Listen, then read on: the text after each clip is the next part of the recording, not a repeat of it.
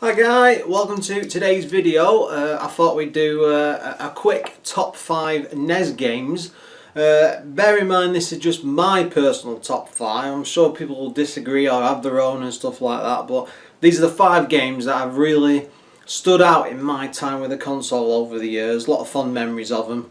Some of them quite common, one or two might be a bit odd, but again, this is all down to personal taste, so any complaints, take them somewhere else. Right, let's start with the first one, the fifth even, and I'm doing these down from top to bottom, but the fifth one would have to be Super Mario Bros. 3, mainly because I know this is probably most people's favourite game from back in the day. I mean, for me personally, I remember seeing all the trailers and the excitement for the wizard. That was the first time anybody even actually saw it, and I remember renting the VHS tape time after time to watch this bit in the film because it just blew me away. I'd seen nothing like it before, and then it came out, and it truly was Mario Mania. But as a game, it is absolutely fantastic. There's lots to explore, lots to do. It seems strange now. In the back of my mind, I always thought it had a save feature, but it actually doesn't. You've got to go through it on a single run throughs, and I have vague memories of because as a kid you could play games so much better back then. I could absolutely cane it, and I was obsessed with it. I'd just play it to death. I kept borrowing and swapping with mates and things, and I had one friend who had a console way before me, and I always used to go around to play NES games at his house, and I was obsessed with it. I just couldn't get enough, and we played it to death. So yeah, nice and easy number 5 there. Next up, number 4 is Mega Man 2. When this is the very first Mega Man I'd ever played as a kid. I'd never seen anything like it. The weapons were fantastic, the sound effects. Yes, it did have a slowdown, but for PAL games at the time that was quite common. So you just thought it was what the NES was like.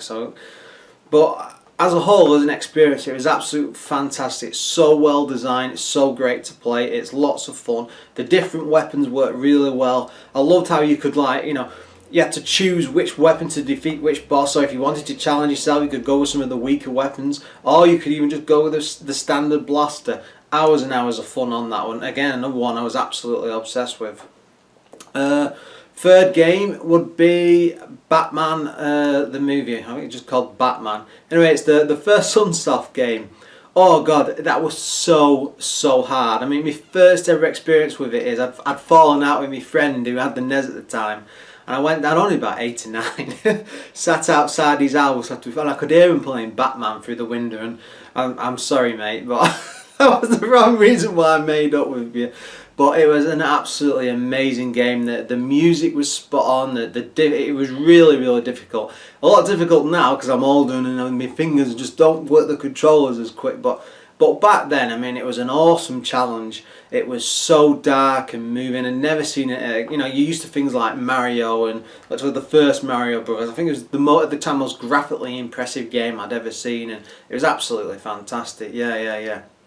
Add in the fact that I had some awesome cutscene graphics in between, especially with the Batmobile. Lots of fun. Second one, again, these are my all-time favourite games. This is a bit of the black sheep of the Zelda family. I'm sure you know that straight away, but it's Zelda 2, Adventure of Link.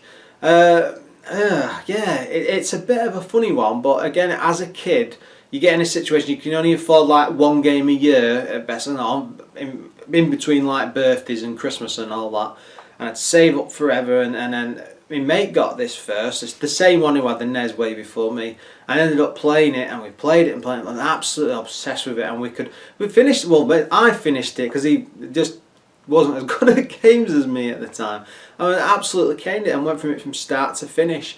And I can remember at the time getting all the mags and looking through the reviews and the articles, and I had the posters on the wall, and the artwork they did was like, it was like a Saturday morning cartoon. I know they did a Zelda cartoon, and I always mixed. I didn't really see that too often, and I always mixed the two up in my mind. But there was something completely different. But going back to it now, the artwork for that second game just in the instruction manual and the advertiser was absolutely amazing, and it's the sort of thing they went back to with Ocarina, and I really did like that style. Anyway, but yeah, as a game, it was an action RPG, I suppose, to some degree.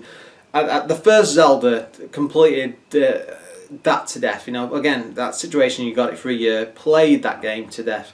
But this one was really, really difficult, hard to get through, really struggled in places. But the reason I'm really fond of it is it was the closest you got to like an open world at that time. You know, you could go off exploring. Graphically, it looked great and compared to other games at the time. Yeah, it had its problems, but it had its amazing parts. Like I remember where you go into the palaces, and one boss in particular where you're fighting the charging knight with the horse running along you, or the one where you got to bounce on the head with the sword and the weapons, and it was just a really, really clever experience.